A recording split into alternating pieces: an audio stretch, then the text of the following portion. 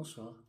En principe, on laisse une grossesse aller à son terme, mais parfois le médecin va proposer un déclenchement de l'accouchement. Pourquoi? Parce que le risque de poursuivre la grossesse devient supérieur au risque du déclenchement spontané de l'accouchement. Parce que la mère peut être en difficulté. Tension artérielle, diabète, infection. Parce que le bébé peut présenter des signes de souffrance ou ne plus grandir. Parce que le placenta peut ne plus fonctionner. Parce que rester enceinte devient plus dangereux que naître maintenant. On a observé une tendance à certains comportements liés à ce déclenchement.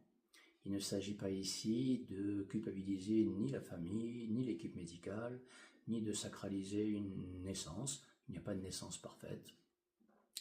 Par contre, le système nerveux du bébé, au moment de l'accouchement, est fonctionnel. Et les conditions autour de cet accouchement, ce qu'on appelle les additions, comme l'étoile à 5 branches, peuvent influencer chez le bébé sa façon d'apprendre à gérer le stress.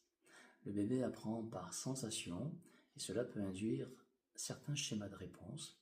Et lors du déclenchement de l'accouchement, cela peut générer une problématique au temps qui fera intervenir le triple réchauffeur, thyroïde surrénal, alors que pour les prématurés, ce sera le rein. Dans le cas du déclenchement avant terme, le maître mot c'est vite. Il faut que ça aille vite. On mange vite, on est vite rassasié. D'ailleurs, on finit pas, on laisse un petit bout dans l'assiette.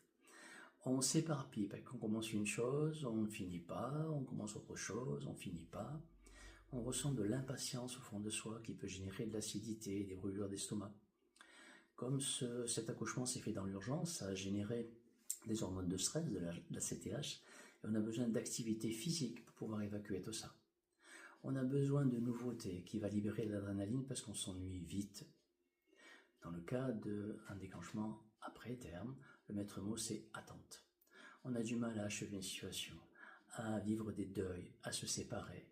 On attend le dernier moment pour agir. On est bien dans sa zone de confort, dans ses habitudes. Tous ces comportements peuvent être travaillés avec un neurotraîneur ou toute personne qui travaille avec le contexte d'origine. L'objectif sera, peu importe comment nous naissons, le principal c'est comment nous sommes accueillis ensuite. Belle soirée.